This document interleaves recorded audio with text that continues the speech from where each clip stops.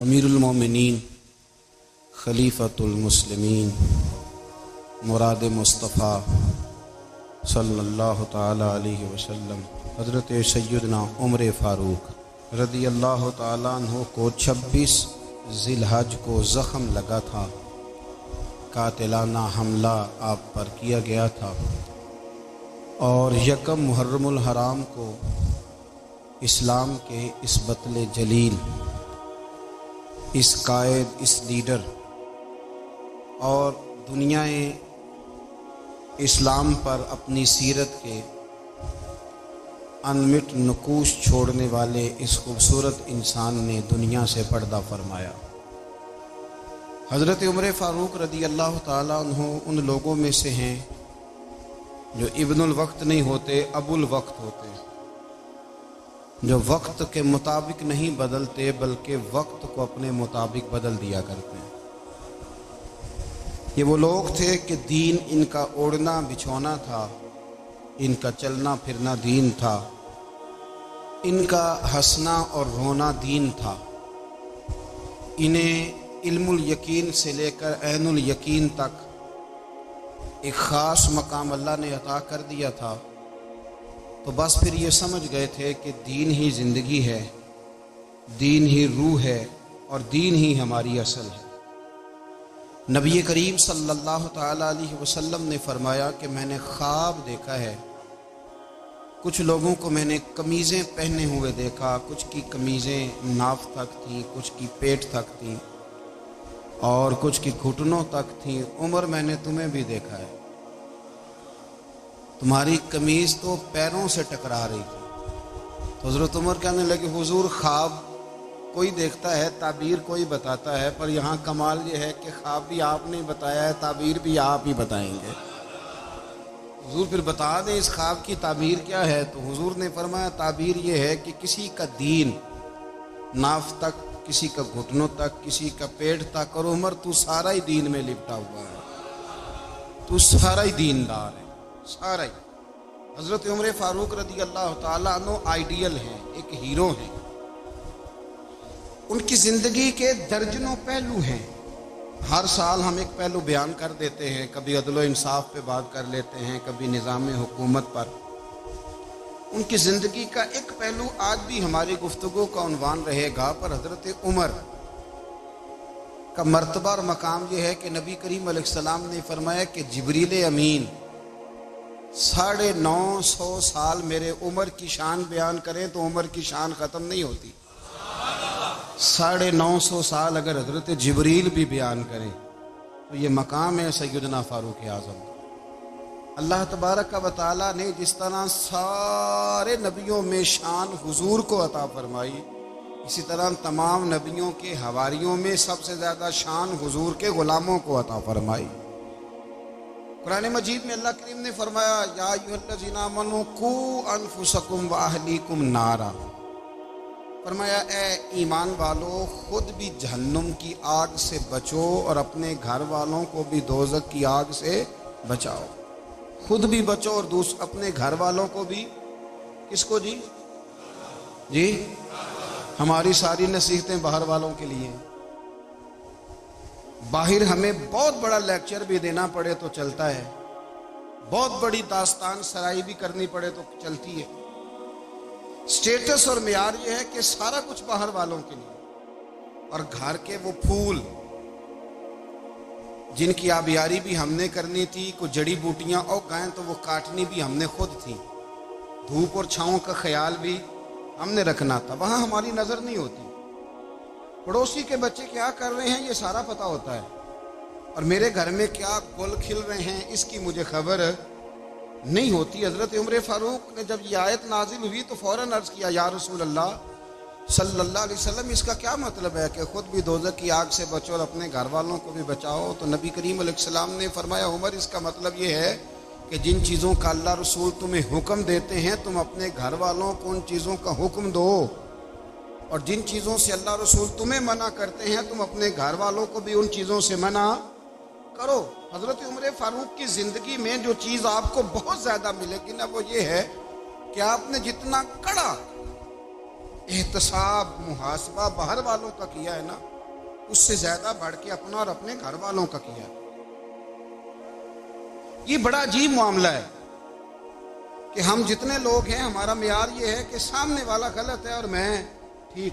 یعنی دوسرے کا بچہ گلی میں نظر آ جائے تو اس کی غلطیاں نکلنی شروع ہو جائیں گی، اور میرا بچہ سارا شہر گھوم آئے ایک ٹائر پہ موٹر سائیکل پہ، تو ہم کہتے ہیں کہ ابھی بچہ ہے، انشاءاللہ سیانا ہو جائے گا. اگر ابا جی آج تک سیانے نہیں ہوئے اس کو سمجھا لیں، پھر بیٹے کا سیانا ہونا تو ہو سکتا ہے کہ وہ 60-70 سال لگ ہی جائیں.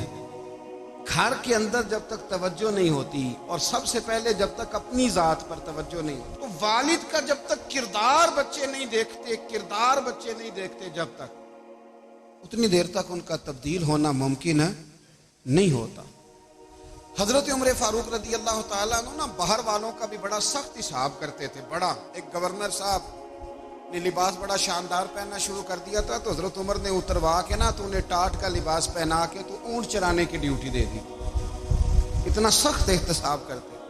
کسائی کی دکان پر بھی 1-2 گھنٹے کھڑے ہوتے تھے. جو آدمی مسلسل 2 دن گوشت خریدتا تھا نا، فرماتے تھے اس کا ٹیکس بڑھا دو، لوگوں کو دال نہیں مل رہی اور یہ روز گوشت کھاتا ہے. حضرت فاروق اعظم، اس کو جزیہ کہا جاتا تھا، یا کچھ اور معاملات ہوتے تو بڑھا دیتے تھے. مسلسل جو 2 دن آدمی گوشت کھاتا تھا، فرماتے تھے مدینے میں غربت ہے، اگر یہ والا نظام تم کرو گے تو غریب لوگ کس کی طرف دیکھیں گے. لیکن اس سے زیادہ بڑھ کر جو ان کی زندگی کا معیار اور سٹیٹس تھا وہ یہ تھا کہ اپنے گھر کا خاص خیال رکھتے، خاص توجہ کرتے. ملک شام سے اور ایران سے کچھ لوگ آپ کی خدمت میں آئے، تو وہاں سے کچھ کنیزیں بھی آئیں. ان کے بادشاہ پیغام لے کے، شاہ ایران کی کنیز کو ملکہ نے کہا کہ نا حضرت عمر کی زوجہ کو دیکھ کے آنا ذرا کس طرح کی. ہمارے ملک میں کیا کہتے ہیں؟ خاتون اول. جی خاتون، باقی سارے دووں میں خاتون اول. ذرا خاتون اول کو دیکھ کے آنا. تو وہ جب آئی نا گھر میں ملنے، تو کہا کہ مجھے میری ملکہ نے کہا تھا کہ عمر کی زوجہ سے، اہلیہ سے ملاقات کر کے آنا. تو حضرت عمر کی اہلیہ نے نا ایک جوڑا کپڑوں کا دے دیا ملکہ کے لیے، اور ایک خوشبو کی شیشی دے دی.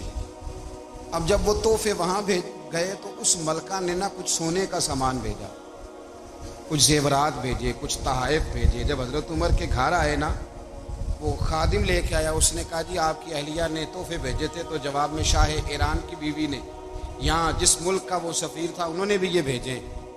تو حضرت عمر فاروق نا وہ تحفے لے کے گھر گئے، تو جا کے کہنے لگے اپنی اہلیہ سے، یہ تو کب سے تحفے تحائف بھیجنے لگ گئی ہے؟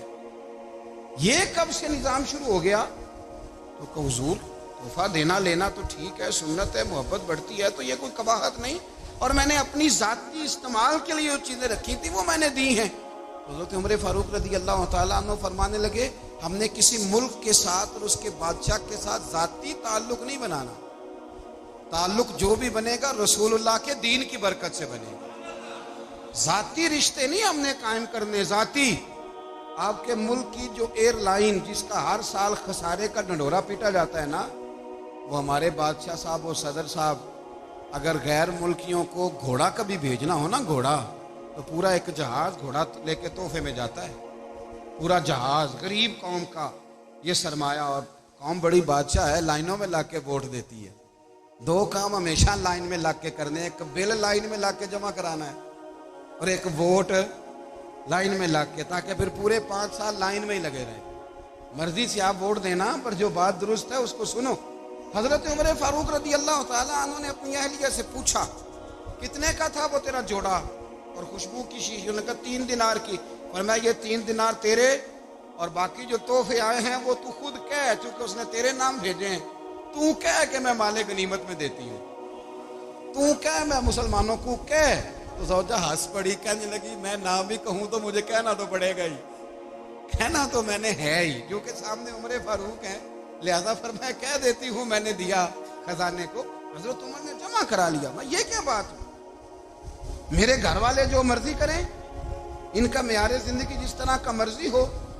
اور حضرت عمر ایک جملہ کہا کرتے تھے، اللہ کرے کہ یہ باتیں اس دور حاضر میں ہماری سمجھ میں آئیں. حضرت عمر فاروق رضی اللہ تعالیٰ عنہ اپنے بچوں کو فرمایا کرتے تھے کہ بہت آدمی کو بھوک لگی ہو نا، اور پھر اس کی پسند کا کھانا پکا ہو، جتنے شوق سے وہ اس کھانے کو دیکھتا ہے نا، فرمایا اس طرح پوری قوم اپنے بادشاہوں کے خاندان کو دیکھتی ہے، اس تیزی کے ساتھ دیکھتے ہیں کہ ان کے گھر میں کیا ہو رہا، ان کا معیار زندگی کیا ہے، ان کا سٹیٹس کیا ہے۔ سیدنا فاروق اعظم رضی اللہ تعالی عنہ نے اپنے گھر کے اندر اپنے بچوں، آپ کے بچے دونوں کاروبار کے لیے مصر گئے، تو وہاں کے گورنر صاحب نے لوگوں سے، ایک بہت بڑا قافلہ گیا مدینے سے مصر تجارت کے لیے، جاتے ہیں نا آج بھی قافلے کئی ملکوں میں، تو یہ گئے تجارت کے لیے، تو حضرت عبداللہ ابن عمر، حضرت عبید اللہ ابن عمر، حضرت عمر کے دونوں بیٹے گئے، جناب عمر فاروق کے بچے جب وہاں پہنچے تو مصر کے گورنر نے نا لوگوں کو تعارف کرایا کہ یہ عمر فاروق کے بیٹے ہیں، یہ حضرت یہ چودھری کے بیٹے کو کون بتاتا ہے کہ تو چودھری کا بیٹا ہے؟ باہر والے بتاتے ہیں، گھر والے جی، اور سیٹھ صاحب کے بیٹے کو کون بتاتا ہے کہ تو سیٹھ صاحب کا بیٹا ہے؟ اور مالک کو کون بتاتا ہے کہ تو مالک کا بیٹا ہے اور یہ کرایہ دار ہے؟ یہ کون بتاتا ہے؟ یہ سوچ ہم دیتے ہیں بچوں، چودھری اور کمی کی سوچ، امیر اور غریب کی سوچ، مالک اور کرایہ دار کی سوچ، گھر کے مالک کی اور کام کرنے والے کی سوچ، یہ ہم دیتے ہیں، یاد رکھنا، یہ ہم دیتے ہیں، یہ ہمارا مزاج ہے، یہ باہر سے نہیں آتی۔ تو کوئی شہزادہ ہے، تو سیٹھ ہے، تو نواب ہے، یہ سوچ باہر سے نہیں آتی، یہ اماں سوچ دیتی ہے، اماں، یہ ابا سوچ دیتا ہے، اور پھر جب تباہی اترتی ہے تو اس کے ذمہ دار بھی باہر والے نہیں ہوتے، گھر والے ہوتے ہیں، گھر والے۔ ہمارے بچوں کی طبیعتوں پر زیادہ نقش باہر والوں کا نہیں ہوتا، گھر والوں کا ہوتا ہے، یاد رکھیے گا۔ حضرت عمر فاروق رضی اللہ، بچے ہیں، شہزادے ہیں، وہ کاروبار کرنے گئے اور وہاں لوگوں نے بتایا گورنر صاحب نے کہ یہ فاروق اعظم کے بچے امیر المومنین کے، لوگوں نے ان سے زیادہ مال خریدا، تجارت میں زیادہ نفع ہوا، ظاہر ہے کہ وہ آپ کے جو اللہ خیر کرے حکمران ہیں، ان کے کاروبار کتنے ملکوں میں ہیں، کس بنیاد پر ہیں؟ صرف اس بنیاد پر کہ وہ حکمران رہے، ان کے لیے آسان تھا بڑے لوگوں سے تعلقات بنانا۔ حضرت عمر فاروق رضی اللہ تعالیٰ عنہ کے بچے ڈھیروں مال کما کے جب واپس آئے نا، حضرت عمر سے آ کے بچوں نے بطور محبت کا، ابا جی اللہ نے بڑا ہی فضل کیا، بڑا مال کمایا الحمدللہ، یہ دیکھیں کتنا نوازا ہے۔ تو حضرت عمر کہنے لگے سارے قافلے نے اتنا ہی کمایا ہے؟ سارے قافلے نے اتنا ہی کمایا ہے؟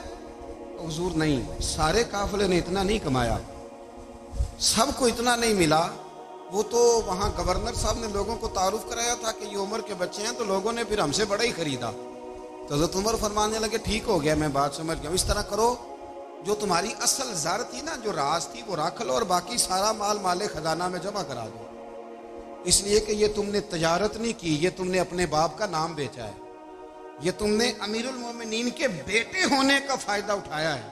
فرمایا یہ تمہارا نہیں حق، یہ مسلمانوں کا ہے، اس لیے کہ یہ مال تم نے محنت سے نہیں کمایا، یہ باپ کی کرسی کا فائدہ اٹھایا ہے۔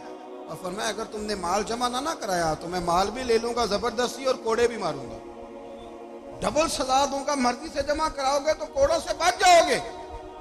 بڑے بیٹے نے تو جمع کرا دیا، تو چھوٹا تھوڑا پریشان ہوا، حضرت عبداللہ ابن عمر چھوٹے کا ماتھا چوم کے کہنے لگے بیٹے چپ کر کے جمع کرا، یہاں بھی فخر کر کے ہم عمر کے بیٹے ہیں، اور قیامت میں بھی فخر کریں گے کہ ہم فاروق اعظم کے بیٹے ہیں، یہاں بھی ناز کریں گے اور وہاں بھی ناز کریں گے کہ عمر کے بچے ہیں، ہمارے باپ نے خود بھی حلال ہی کھایا ہے، اور جب ہماری کمانے کی باری آئی ہے تو ہمیں حکم بھی حلال کھانے کا دیا۔ بھائی ہمارا مزاج نہیں، بچہ جب لے کے آتا ہے 2 لاکھ روپیہ تو کبھی پوچھے کہاں سے آیا ہے؟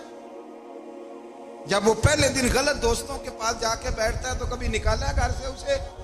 یہ بہت سارے خمیازے ہمیں اس لیے بھگتنے پڑتے ہیں کہ ہم ابتدا میں سوراخ بند نہیں کرتے، جب اس میں شگاف پڑ جاتا ہے، سیلاب آتا ہے تو ہمیں ہوش آتی ہے۔ حضرت عمر نے اپنے گھر میں نگرانی رکھی، کڑی نگرانی، زیادہ نماز گھر میں پڑھتے تھے حضرت عمر، نفلی نمازیں زیادہ کیوں بلا؟ بھائی یاد رکھیں کہ آپ نے اگر سجدہ کرنا ہے تو بچہ لیٹ جائے گا، وہ اسے پتا کوئی نہیں سجدہ کیا ہے، لیکن جب گھر میں کبھی قرآن ابا جی کھول لینا، جب ابا جی کا موڈ بن جائے نا لیکچر دینے کا، وہ گھر میں شروع ہو جاتے ہیں، کہتے ہیں آپ لوگ نماز نہیں پڑھتے اس لیے میرے کاروبار میں برکت کوئی نہیں، तुम सवेरे कुरान पाक नहीं खोलते तो मैं तबाह हो गया। तो मियाँ आपने कब घर में कुरान पाक खोला था? आपने कब नमाज पढ़ी? आपने कब घर के अंदर अल्लाह रसूल का जिक्र किया था? आपने कब हदीस छेड़ी? आपने भी तो घर के अंदर जब भी आप आए हैं तो आपने वही कुछ किया जो दुनियादार करते हैं। आप भी तो अपना मोबाइल लेके अलग कोने में बैठ गए। आपने भी तो कहा है कि अब तुम्हारे चैनल खत्म, अब मेरी मर्जी वाला चलेगा। जो आपने किया है बच्चे भी वही काम करेंगे। आपने भी गपशप लगाई है तो वो भी लगा रहे हैं। ये समझ लें, जो काम आप करेंगे आप अपने बच्चों की सीरत में उसका जलवा देख लेंगे। बड़ी पक्की सी बात है कि आपको बच्चे की आदतें देख के समझ आ जाएगी कि मैं भी यही करता था और ये भी। हजरत उमर फारूक रदी अल्लाह ताला अन्हु विसाल फरमा गए तो आपके विसाल के बाद हजरत उस्मान गनी रदी अल्लाह ताला अन्हु ने आपकी एक बेवा से निकाह किया। हजरत उमर की एक बेवा से जब वो आपके निकाह में आई तो कहने लगी हजरत उस्मान गनी से कि हुजूर, ना तो मैं खूबसूरत हूँ और ना मैं जवान हूँ, ना आपकी कोई खिदमत कर सकती हूँ, मेरे साथ निकाह करना समझ में नहीं आया। क्या शानदार जवाब दिया हजरत उस्मान गनी, क्या खूबसूरत जवाब दिया। फरमाने लगे, मैंने इसलिए निकाह नहीं किया कि मुझे तुम्हारे हुस्न से दिलचस्पी थी या तुम्हारी खिदमत की ज़रूरत थी। मैंने तो इसलिए निकाह किया है कि मुझे बताओ उमर फारूक घर के अंदर अपने रब की इबादत किस तरह करते थे, वो कुरान पाक किस तरह पढ़ते, वो रोया कैसे करते थे, इस्तिगफार का तरीका क्या, किस वक्त किस अंदाज में वो अपने रब को याद करते थे।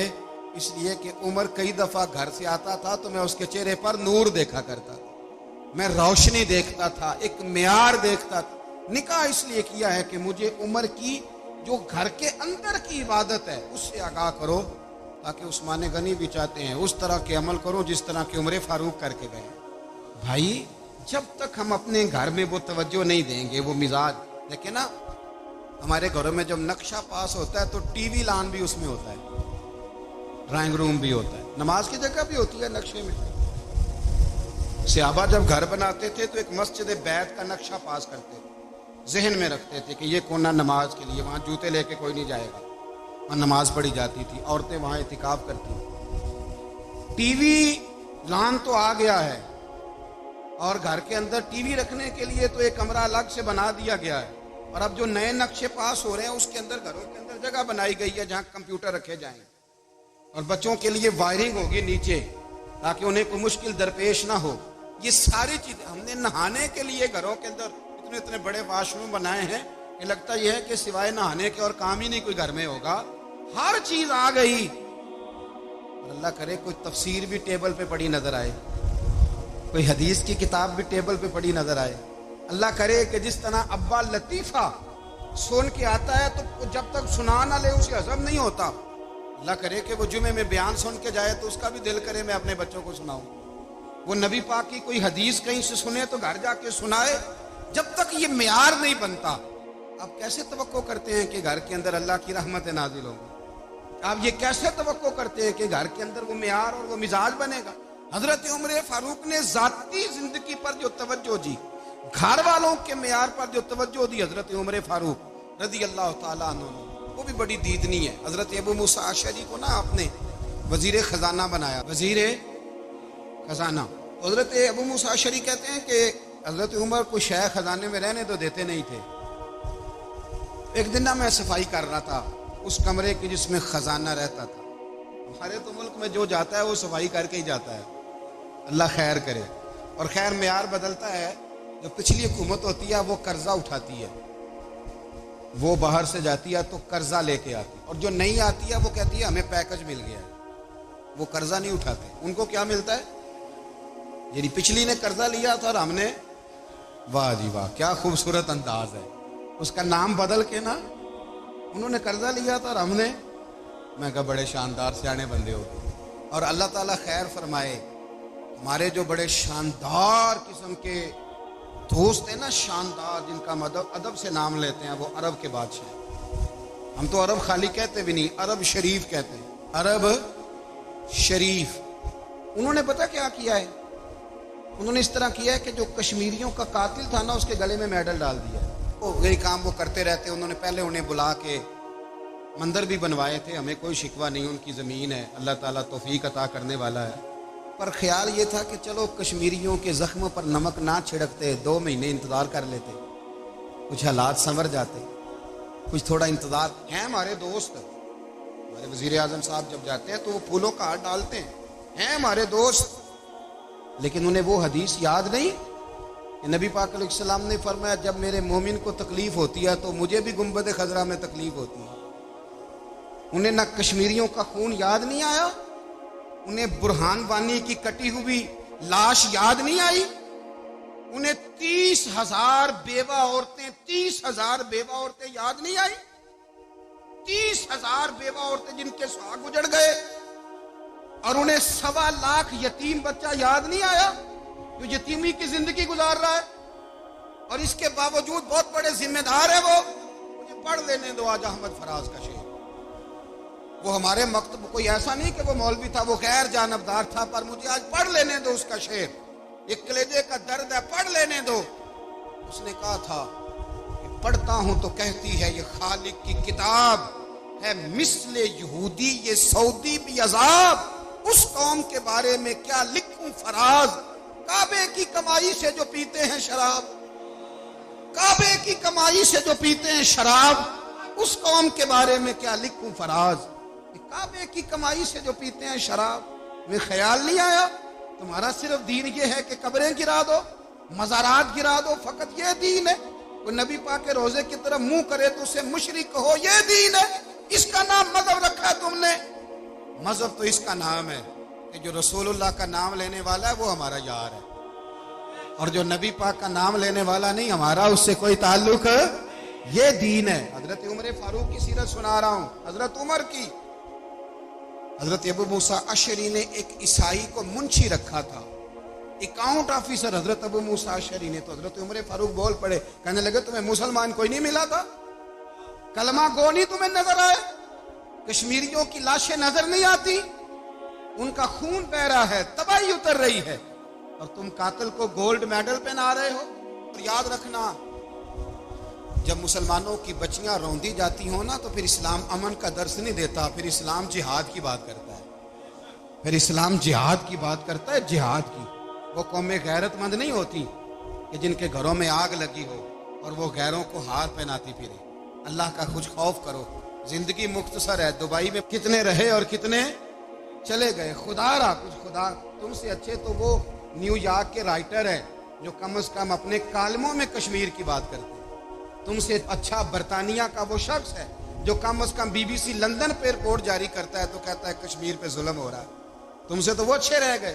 تم نے بات کرنا تو دور کی بات, تم نے دشمنوں کے گلے میں ہار پہنانے شروع کر دیے. کل جب پوچھیں گے بلا کے تم کو اپنے سامنے, کیا جواب جرم دو گے تم خدا کے سامنے. بڑی تکلیف ہوئی, بڑی تکلیف ہوئی. وہ نا منصور حلاج کو پھانسی دی جا رہی تھی, حضرت جنید بغدادی بھی آ کے دیکھنے لگے. تو منصور حلاج کہنے لگے بابا سارا زمانہ دیکھے پر تو نہ دیکھ, سارا زمانہ تماشا دیکھے انہیں تو پتہ کوئی نہیں نا, تو تو نہ دیکھ. عرب شریف والو, ٹرمپ اسے انعام دیتا تو تکلیف کوئی نہیں تھی, ملکہ وکٹوریا اسے انعام دیتی تو تکلیف کوئی نہیں تھی, پر تم تو نہ ایسا کرتے. تم تو اپنے تھے, تم تو کلمہ گو تھے, تم تو یہ ظلم نہ کرتے, تم تو یہ حرکت نہ کرتے. میں کہتا ہوں ٹھہر ہی جاتے, جانا نہیں دنیا سے, اللہ کے حضور حاضر نہیں ہونا. جب رسول اللہ قبر میں آئیں گے تو کیا جواب دو گے؟ خدا را, حضور نے فرمایا تھا گناہ روک نہیں سکتے تو دل میں ہی برا جان لو. ذالک اضعف الایمان, یہ کمزور ایمان ہے, کم از کم اتنی حد تک تو آ جاؤ, دشمن سے گلے تو نہ ملو. خدا را سمجھیں, ہمارا پہلا تعارف یہ ہے کہ ہم رسول اللہ کے غلام ہیں. اقبال نے کہا تھا وطن کا بت نہ بنانا, وطن کو بت نہ بنانا. اقبال کہنے لگے ان تازہ خداؤں میں بڑا سب سے وطن ہے, جو پیرہن اس کا ہے وہ مذہب کا کفن ہے. اس لیے کہ بازو تیرا توحید کی قوت سے قوی ہے, اسلام تیرا دیس ہے, اسلام تیرا دیس ہے. کیونکہ تو مصطفی ہے, تو نبی پاک والا ہے, مصطفیٰ والا. اسلام تیرا دیس ہے, تو مصطفی ہے. امریکہ میں جو مسلمان رہتا ہے ہمارا بھائی ہے, اور پاکستان میں جو مرزائی رہتا ہے اس سے ہمارا کوئی تعلق نہیں ہے. حضرت عثمان غنی نے اپنے چچا کے بیٹے سے کہا تھا کہ تو کلمہ نہیں پڑھتا تو تیرا میرا رشتہ کوئی نہیں. بلال حبش سے آیا ہے پر میرے نبی کا غلام ہے تو سگے بھائیوں سے بھی آگے ہے. ہزاروں قومیں وجود میں آئیں دہر میں خشک و تر کے رشتے سے، پر ہم نے بنیاد دوستی رکھی یاد خیر البشر کے رشتے سے۔ اپنی ملت پر قیاس اقوام مغرب سے نہ کر، خاص ہے ترکیب میں قوم رسول ہاشم۔ کچھ خیال کریں، پہلا تعارف دین ہے، اگر دین نہیں تو پھر کسی وطن کی کوئی ضرورت، اس لیے کہ پاکستان کا تصور اقبال نے پیش کیا نا، تو اقبال کہنے لگے ان تازہ خداؤں میں بڑا سب سے وطن ہے جس کو تم بت بنا کے پوجتے ہو۔ ہمارا وطن تو ہمیں جان سے زیادہ پیارا ہے، پر پہلے پاکستان نہیں، پہلے اسلام، پہلے اسلام تیرا دیس ہے، تو مصطفی ہے۔ تو آمدہ برسر مطلب حضرت عمر فاروق رضی اللہ تعالی عنہ۔ حضرت سیدنا ابو موسیٰ اشعری کہتے ہیں کہ میں نے نا صفائی کی، مال غنیمت کی میں نے صفائی کی، تو ایک دینار مجھے نا کہیں پڑا ہوا مل گیا، تو فرماتے ہمیں اجازت ہوتی تھی کہ ایک آدھ دینار ہم اپنی مرضی سے کہیں خرچ کر سکتے، اگر آپ ناراض نہ ہوں تو ہمارے ہاں جب چیئرمین صاحب ناظم صاحب ٹھیکے دیتے ہیں تو ٹھیکیدار ان کا چھوٹا بھائی ہوتا ہے یا چچا کا بیٹا ہوتا ہے یا خالہ کا بیٹا ہوتا ہے، وہ خود ناظم ہوتے ہیں اور ان کا چھوٹا بھائی ٹھیکیدار ہوتا ہے، یعنی وہ نا سارا کچھ گھر کے اندر ہی رہتا ہے، گھر کے اندر ایک پیسہ دیتا ہے دوسرا واپس اس کو واپس کر دیتا ہے، گھر کے اندر ہی۔ اب تو خیر ہمارے لوگ سمجھدار ہو گئے، ایک بندہ ایک سیاسی جماعت میں ہوتا ہے، دوسرا دوسری میں، اور تیسرا جس کی بھی حکومت آئی حکومت تو ہماری رہے گی نا، ایک بندہ تو ہے نا اس جماعت۔ یہ اچھا لوگوں نے ایک طریقہ نکالا ہے۔ تو حضرت عمر کے بیٹا گزر رہا تھا، تو حضرت ابو موسیٰ اشعری کہتے ہیں میں نے صفائی کی تو ایک دینار نکلا، تو میں نے وہ ایک دینار نا حضرت عمر کے بیٹے کو دے دیا۔ میں نے کہا لو بیٹا اپنے چچا کی طرف سے تحفہ۔ اور گھر جا کے انہوں نے حضرت عمر کو بتایا کہ چچا نے پیسے دیے ہیں، چھوٹے بچے تھے۔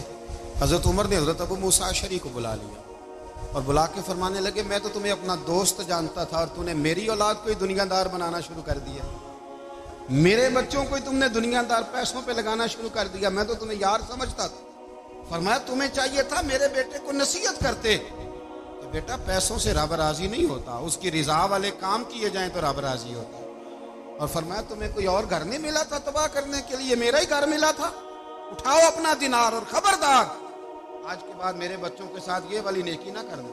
اور ہمارا کیا سٹیٹس ہے، دوستی ہے ہی اس سے جو تحفے زیادہ دے، جو بچوں کو خراب کرنے میں مدد زیادہ کرے اس کے ساتھ گرا۔ حضرت عمر نے گھر پہ اور سب سے بڑھ کر اپنی ذات پہ توجہ کی۔ حضرت ابو مالک رضی اللہ تعالیٰ عنہ کہتے ہیں میں عمر کے پیچھے پیچھے ایک باغ میں گیا، اکثر اس باغ میں جایا کرتے تھے، اور عمر جا کے نا تو درخت کے نیچے بیٹھ گئے اور فرمانے لگے او امیر المومنین اللہ سے ڈر جا، ورنہ جس رب نے حکومت دی ہے وہ عذاب بھی بڑا دے گا، ڈر جا رب سے۔ کبھی ساری زندگی حضرت عمر نے اپنا کوئی تعارف نہیں کرایا، کبھی نہیں۔ ایک بندے نے آپ کے سامنے تعریف کر دی آپ کی تو فرمانے لگے تو خود بھی ہلاک ہوا اور مجھے بھی ہلاک کر دیا، کیا ضرورت پڑی ہے میری تعریفیں کرنے کی، اتنی دیر میری تعریف میں لگائی، اللہ کا ذکر کرتا رب تجھے ثواب دیتا، حضور پہ درود پڑھتا تو رب تیرے اوپر رحمتیں نازل کرتا۔ اس چکر میں آج جتنا اچھی کوئی خوشامد کرے اتنی اچھی وزارت ملتی ہے، جتنی اچھی اس کو جو ہے وہ چاپلوسی کرنی آیا درجہ بھی اسے اتنا ہی اچھا ملتا ہے۔ حضرت عمر فاروق رضی اللہ تعالیٰ عنہ آپ کے بیٹے کہتے ہیں، صاحب فتوح الشام نے لکھا ہے، آپ کے صاحبزادے کہتے ہیں میں نکلا تو میرے ابا جی نا اپنی پشت پر مشکیزہ رکھ کے کنویں سے پانی بھر کے آ رہے، میں دوڑ کے آگے گیا، میں نے کہا ابا جی مجھے دے دے۔ فرمانے لگے بیٹا تیرا کیا خیال ہے، کوئی اور نہیں تھا مشکیزہ بھر کے لانے کے لیے، تیرا کیا خیال ہے؟ ابا جی بڑے لوگ تھے پر آپ کیوں اٹھا رہے ہیں؟ فرمانے لگے نفس نا ذرا میرا بڑا ہو گیا تھا، اسے ذرا ذلیل کر رہا ہوں، ذرا اپنا محاسبہ کر رہا ہوں، یہ مجھے کہہ رہا تھا تو بڑی چیز ہے، تو میں نا ابھی مشکیزہ گھر رکھ کے آؤں گا، پھر تیری ماں نے مجھے کہا ہے کہ گھر میں لکڑیاں کوئی نہیں جلانے کی، پھر میں جنگل سے لکڑیاں کاٹ کے لاؤں گا۔ اب میں امیر المومنین بن کے نا تو میرا نفس تھوڑا بڑا ہو گیا۔ اب یقین کریں ہمارا ہاضمہ خراب ہو جاتا ہے جب تک ہمارا تعارف صحیح نہ ہو، ہمارا تعارف ٹھیک نہ ہو، میں یہ ہوتا ہوں میں وہ ہوتا ہوں، چھوڑ مٹی دیں تے مٹی رہنا ہی، مٹی دیں تے مٹی دیں تے مٹی رہنا ہی، ایویں کادی بلے بلے اج مٹی دے اتے بندیا تے کل مٹی دے تھلے، مٹی دیں تے मिट्टी रहने कादी बल्ले, मुझे पूछ लो, मुझे जान लो, मेरा नाम ले लो, मैं भी आया हूँ, मैं भी होता हूँ, मेरा भी ये तज़किरा है। मैं बदकार पुराना खादम, किसे दर मिली न ढोई, ए ते वासफ यार ने नजर जो की थी ते वासफ वासफ ही हुई। ये तो बड़ी बात की बात है, तो बात की बात है साहब, वरना मन नानम के मन नानम, जो हम हैं उसका हमें पता तो है ना भाई। कभी भी ये जो जात का चक्कर है ना, मैं भी हूँ, मुझे भी, ओ भाई याद रखो मैं कौन हूँ। ये जो नाम नमूद और ये ख्वाहिशें और ये जो वकार, ये तो कमजोर लोगों का तरीका है। जिसको अपना तारुफ कराना पड़ गया, उससे भी ज्यादा कमजोर कोई है। फोटो में दिखाता फिरता है फलाने के साथ फोटो, फलाने, तो कमजोर बंदे ये काम करते। हजरत उमर फारूक, अल्लाह अकबर, हजरत उमर जैसा बंदा, 24 लाख मुरब्बा मील का हुक्मरान, और शाह रूम को खत लिख के कहता है मैं मिन्नत नहीं करता, मैं हुक्म देता हूं। ना तगड़ा बंदा। जंगे कादसिया के लिए हजरत साद बिन नबी वकास को भेजा, फुतूह शाम पढ़ के देखें। हजरत उमर बड़े परेशान है, इतने दिन हो गए कोई रिपोर्ट ही नहीं आई। अब तो मोबाइल है ना, एक एक मिनट की रिपोर्ट लें आप, बल्कि आप एक एक मिनट की फोटो लें आप, रिपोर्ट तो दूर रह गई। हजरत उमर फारूक रदी अल्लाह ताला अन्हु बड़े परेशान है कि कादसिया में हजरत साद बिन नबी वकास के साथ लोग जिहाद करने गए, रिपोर्ट कोई नहीं आ रही। इतने परेशान थे कि बाहर निकल के ना उस रास्ते पे बैठ जाते जो रास्ता कादसिया की तरफ से आता था। उस जो भी आता जाता पूछते जंग के क्या हालात हैं। उधर जब अल्लाह ने फतह दे दी ना, तो हजरत साद बिन नबी वकास रदी अल्लाह ताला अन्हु ने एक कासिद को खत दे के भेजा, कहने लगे उमर के पास जाओ, उन्हें इत्तला दो कि अल्हम्दुलिल्लाह अल्लाह ने इस्लाम को फतह अता कर दी। ये हजरत उमर को जाके देना, वो बड़े परेशान होंगे। वो जो उस जमाने में इस तरह होता था कि कई दूर दूर से सहाबा जो दूसरे शहरों के मुल्कों के रहने वाले होते थे, वो भी आकर शामिल हो जाते थे जिहाद में। कोई एक दफा मदीने आया, कोई 2 दफा आया, फिर अपने अपने इलाकों में। बहुत सारे लोगों ने ज्यादा दफा हजरत उमर को देखा भी नहीं था। वो जो कासिद खत लेके आया था ना, उसने एक आध दफा देखा था, हजरत उमर बूढ़े हो गए, वो पहचानता नहीं था। मेरी बात की समझ आ रही है आप हजरात? उधर से वो खत लेके आ गया। हजरत उमर मदीने से बाहर निकल के उस रोड पे बैठे थे जो कादसिया से आता था। जब वो उस आदमी को आते देखा तो हजरत उमर उठ के खड़े हो गए, फरमाने लगे कादसिया से आ रहे हो? वो क्या कहता है, फटे पुराने कपड़े, टूटे हुए जूते, सर पे पुरानी पगड़ी। कहने लगे गुलाम मदीने के रहने वाले हो? हजरत उमर कहने लगे हाँ मदीने का हूँ। कहा मैं कादसिया से आया हूँ, अल्हम्दुलिल्लाह अल्लाह ने इस्लाम को फतह दे दी है, अल्हम्दुलिल्लाह कुफर की कमर टूट गई है। उसने ये बात करके तो घोड़े को एड़ी लगाई, घोड़ा दौड़ने लगा मदीने के। हजरत उमर भी साथ साथ दौड़ रहे हैं। फरमाने लगे अच्छा बताओ खालिद बिन वलीद का क्या हाल है? थोड़ा आगे जाके फरमाने लगे उसामा बिन ज़ैद कैसे है? वो कहते ठीक है। फिर उसने और घोड़ा, उमर साथ साथ दौड़ रहे हैं, साथ साथ। 24 लाख मुरब्बा मील का हुक्मरान, एक जूता पैर से निकल गया, उमर दौड़ रहे हैं। आगे जाके पूछते हैं साद बिन नबी वकास का क्या हाल है? तो हुजूर वो भी ठीक है। कितने लोग मेरे शहीद हो गए मुसलमानों में से? कहने लगा सही गिनती का नहीं पता, ये लफ्ज अदा होते होते मदीने की सरहद आ गई। लोगों ने उमर को घोड़े के साथ दौड़ते देखा तो कहा अमीरुल मोमिनीन क्यों दौड़ रहे हैं? वो गुलाम छलांग लगा के नीचे आया, कदमों में बैठ गया। कहने लगा हुजूर आपने बताया ही नहीं आप अमीरुल मोमिनीन है। आप फरमाने लगे क्या बताता, मैं तो ऊंट चराने वाले का पुत्र हूं, क्या बताता? वो उमर हूं जिसने अपने गुनाहों का हिसाब देना है। क्या बताता? जो साद बिन नबी वकास को जिहाद पे भेज के खुद बुज़दिलों की तरह घर में बैठा है, क्या बताता? कोई हैसियत नहीं, कोई तार। तूने अच्छा किया, तू तो मुजाहिद था, मुझे साथ साथ दौड़ाया, तूने अच्छा किया। इतने लोग थे चीखे मार के रोने लगे।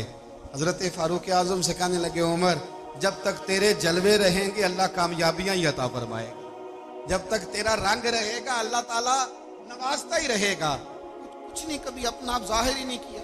बहुत बड़े थे, बहुत बड़े थे हजरत उमर, बड़े थे, लेकिन सारी जिंदगी अपने मुहाज। हजरत अबू राफे गुलाम थे, कुरान पाक बड़ा सोना पढ़ते थे।